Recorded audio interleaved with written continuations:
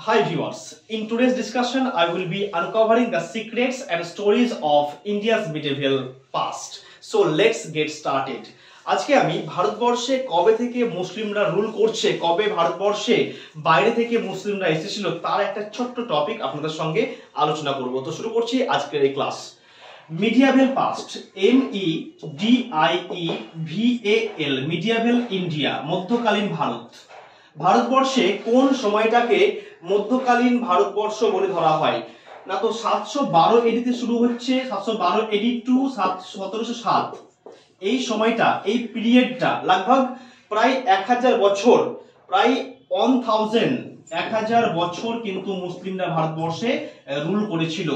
প্রথম মুসলিমরা এসেছিল 712 এডিতে এবং ওদের রাজত্বকাল শেষ হয়েছিল 1707-এ এবং প্রায় 1000 বছর কিন্তু মুসলিম শাসক ভারতবর্ষে রুল করেছিল।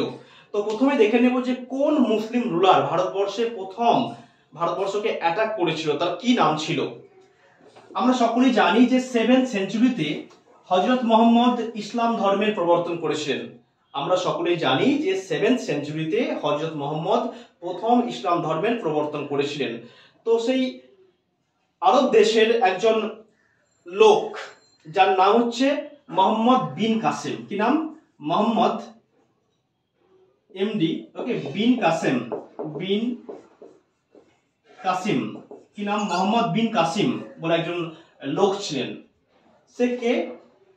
এই হচ্ছে প্রথম মুসলিম রুলার যে ভারতবর্ষ প্রথম অ্যাটাক করেছিল এবং এর বাড়ি কোথায় ছিল? তো আরব। তাহলে আরাবিয়ান ইনভেনশন, এটা হচ্ছে কিন্তু আরাবিয়ান ইনভেনশন, মানে প্রথম আরাবিয়ানরা, আরবের মুসলিমরা, যার মধ্যে মোহাম্মদ বিন কাসিম ভারতবর্ষে প্রথম অ্যাটাক করেছিল। কত সালে? 712 এডিতে সে এসেছিল এবং ছিল 714 পর্যন্ত, মানে 2 বছর ইন্ডিয়াতে সে রুল করেছিল। প্রথমে জেনে নিই যে মোহাম্মদ বিন কাসিম কে। What is the identity of this person? সেই সময় এই 712 এডিতে ওই সময় আরব দেশের একজন রাজা ছিল, তার নাম হচ্ছে আল হাজাজ। কি নাম? তো আরব একটা কান্ট্রির নাম, আরব একটা দেশের নাম। সে আরব দেশে সেই সময় রুল করত এক রাজা যার নাম আল হাজাজ, HAJAJ। তাহলে আল হাজাজ নামের একজন রাজা আরব দেশে রুল করত। সেই আল হাজাজের সেনাপতি ছিল মোহাম্মদ বিন কাসেম, মানে commander in chief. Al Hajjaj ruler এবং তার যে কমান্ডার ইন চিফ মানে সেনাপতি ছিল মোহাম্মদ বিন কাসেম। তো কেন মোহাম্মদ বিন কাসেম ইন্ডিয়া অ্যাটাক করলো তার একটা প্রেক্ষাপট রয়েছে, তার পেছনে একটা কারণ লুকিয়ে রয়েছে। কি কারণ লুকিয়ে রয়েছে? তো আমরা সকলেই জানি যে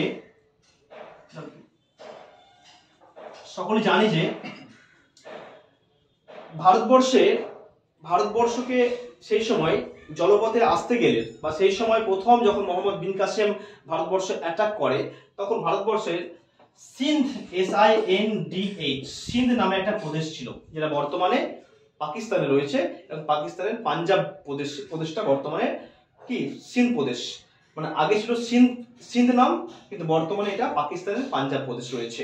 এবং সেই সিন্ধ প্রদেশে একজন হিন্দু রাজা ছিল, তার নাম ছিল দাহির। কি নাম? দাহির, DAHI।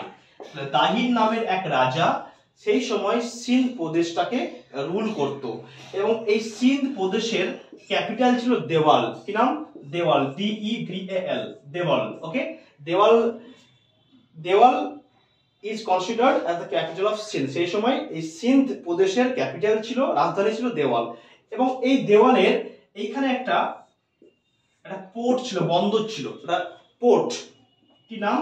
দেওয়াল পোর্ট। দেওয়াল পোর্ট মানে দেওয়াল নামে একটা বন্দর ছিল। এই মোহাম্মদ বিন কাসিমের এই আল হাজাজ কি করতো না তো আগে ধর্মপ্রচারের জন্য বা বিভিন্ন দেশে বাণিজ্য করবার জন্য বিভিন্ন জাহাজ কিন্তু সে কিন্তু এই আমাদের এই সিন্ধ প্রদেশের এই দেওয়াল বন্দরে পাঠিয়েছিল বাণিজ্য করবার জন্য। এই আল হাজাজ তার কিছু জাহাজ সে কিন্তু আমাদের এই দেওয়াল বন্দরে পাঠিয়েছিল।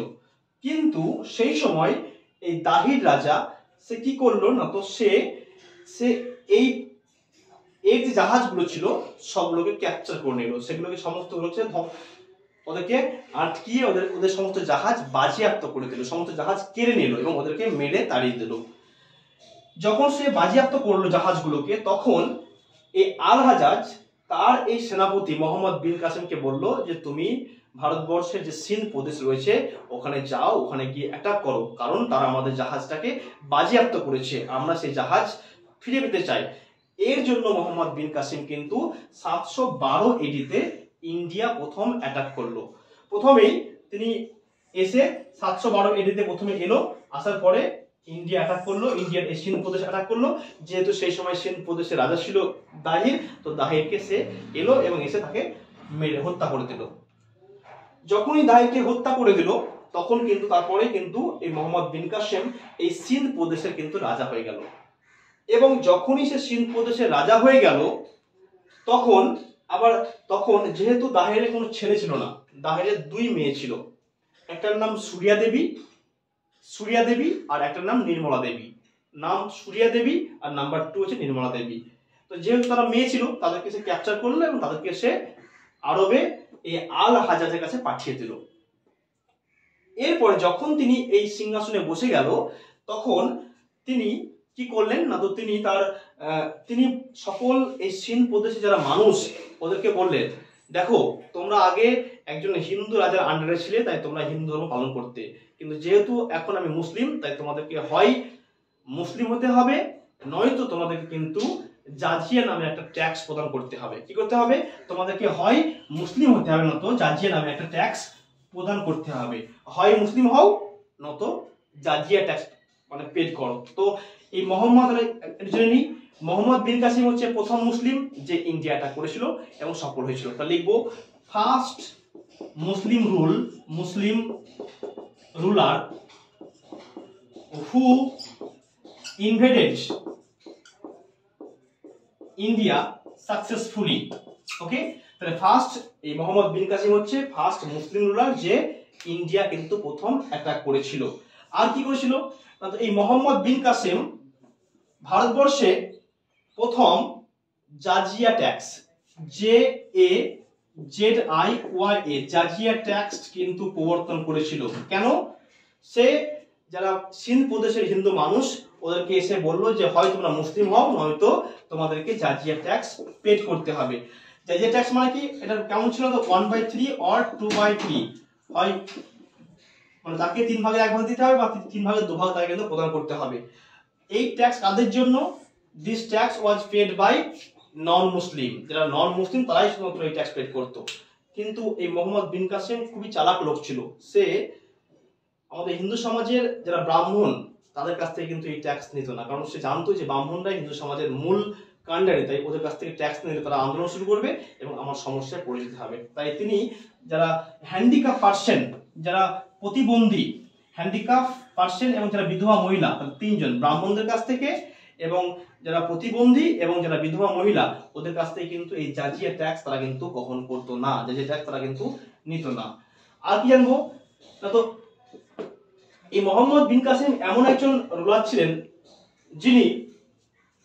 যিনি সমস্ত হিন্দুদেরকে তো অর্নিং দিতেন অলরেডি, তার পাশাপাশি তিনি প্রথম ভারতবর্ষে ক্যামেল হাজবেন্ডারি এবং মানে এর রাজত্বকাল সময়, মানে এই মোহাম্মদ কাসিমের রাজত্বকালে ক্যামেল হাজবেন্ডারি মানে উট প্রতিপালন এবং খেজুর চাষ শুরু হয়েছিল ভারতবর্ষে।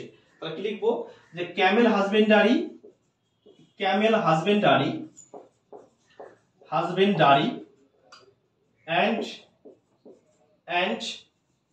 and date harvesting started in India.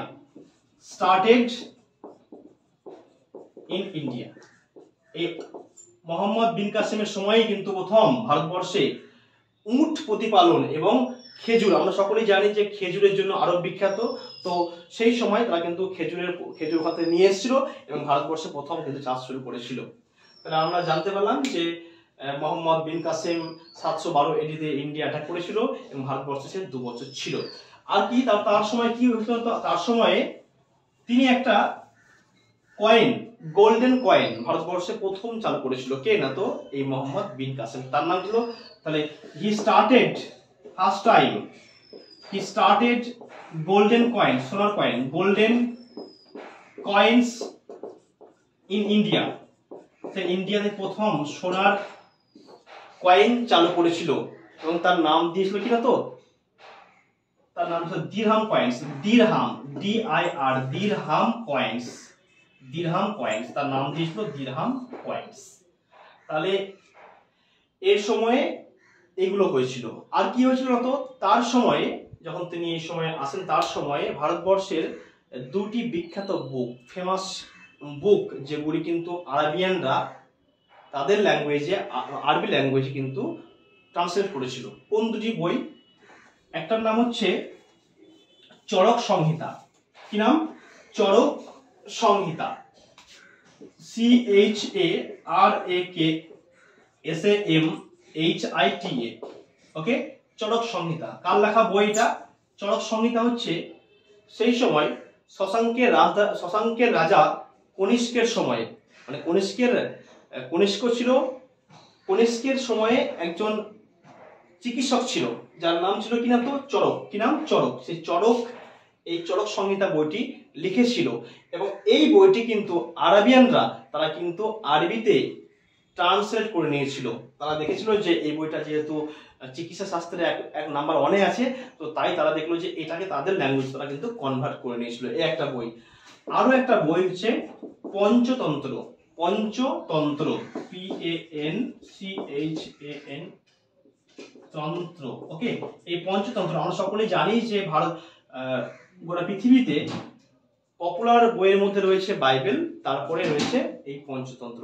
এই পঞ্চতন্ত্র কার লেখা বই না তো গুপ্ত যুগে সেই সময় বিষ্ণু শর্মা, কি নাম? বিষ্ণু শর্মা নামের একজন রাইটার কিন্তু এই পঞ্চতন্ত্র বইটি লিখেছিলেন। তারা কিন্তু এই বইটিকেও কিন্তু আরবি ল্যাঙ্গুয়েজে ট্রান্সলেট করেছিলেন এবং তার নাম দিয়েছিলেন কি? কা লীলা ভাদিমা। কি নাম? কা লীলা ভাদিমা, মানে যেটা আমাদের পঞ্চতন্ত্র সেটা ওরা মানে আরবিতে ট্রান্সলেশন করার পরে নাম দিল কালীলা ভাদিমা, কালীলা ভাদিমা, KALILAVADIMA, ভাদিমা। আর কি হয়েছিল তো, যেহেতু সেই সময় ভারতবর্ষের যারা রাজা ছিল, ভারতবর্ষে যারা হিন্দু রাজা ছিল, তারা কিন্তু বেশিরভাগ ক্ষেত্রে শক্তি প্রদর্শনের জন্য হাতিটাকে ইউজ করতো, এলিফ্যান্ট ইউজ করতো এবং যে রাজার যত বেশি এলিফ্যান্ট রয়েছে তাকে তত বেশি শক্তিশালী মানা হতো। কিন্তু যখন আরবিয়ানরা ভারতবর্ষে অ্যাটাক করতে এসেছিল, এই মোহাম্মদ বিন কাসেম যখন তার সৈন্যদলকে নিয়ে এসেছিল, তখন তাদের কাছে ছিল ঘোড়া ছিল। আর ঘোড়া যেহেতু হাতির থেকে অনেক বেশি স্ট্রং যে কোনো যুদ্ধক্ষেত্রে, তাই প্রথম মানে এই মোহাম্মদ বিন কাসেমের আমলে কিন্তু ঘোড়া, আরাবিয়ান হর্সের কিন্তু প্রবর্তন এই মোহাম্মদ বিন কাসেম করেছিল। কি নাম? আরাবিয়ান হর্স, আরাবিয়ান হর্সের প্রবর্তন কিন্তু এই মোহাম্মদ বিন কাসেম করেছিল। আর কি হয়েছিল তার সময়ে? তার সময়ে তাহলে এই ক্যামেল হাজবেন্ডারি হয়ে গেল, জাজিয়া ট্যাক্স হয়ে গেল, ডেটস হারভেস্টিং হয়ে গেল, দিরহাম কয়েন হয়ে গেল। আর কি তো যখন মোহাম্মদ বিন কাসেম যখন 712-তে এসে 714 পর্যন্ত রুল করছে, সেই সময় যখন তারা যখন দাহিরকে যখন মেরে দিল, তারপরে দাহিরের যারা দুই মেয়ে ওদেরকে কিন্তু সে কিন্তু ওই আল হাজাজ ওর যে রাজা ছিল তার কাছে কিন্তু ওই মেয়ে দুটোকে পাঠিয়ে দিয়েছিল। কেন পাঠিয়েছিল না তো শোনা যায় যে ওই আল হাজাজের দুই ছেলে ছিল, তাদের সাথে বিয়ে দেওয়ার জন্য কিন্তু এই দাহিরের দুই মেয়ে, ওকে, নির্মলা দেবী এবং সূর্যা দেবীকে পাঠানো হয়েছিল। কিন্তু এই দাহিরের দুই মেয়ে নির্মলা দেবী এবং সূর্যা দেবী খুবই চালাক ছিল এবং তারা আল হাজাজকে গিয়ে বলে যে আপনাকে আপনার কাছে পাঠানোর আগেই ওই আমার মোহাম্মদ বিন কাসেম আমাদের সমস্ত ইজ্জত লুণ্ঠন করেছে এবং সে আপনার সাথে ধোঁকা দিয়েছে। যখনই সে এরকম কথা বলে মেয়ে দুটো, তখনই কিন্তু আল হাজাজ মোহাম্মদ বিন কাসেমকে ইন্ডিয়া থেকে ডেকে পাঠায় এবং তাকে শোনা যায় তাকে পরবর্তী সময়ে ক্যাপিটাল পানিশমেন্ট ডিক্লেয়ার করে। Thank you everybody for watching my videos. If you are interested in learning more, make sure and subscribe my channel, like my videos and share these videos with your friends. Thank you, bye bye and take care.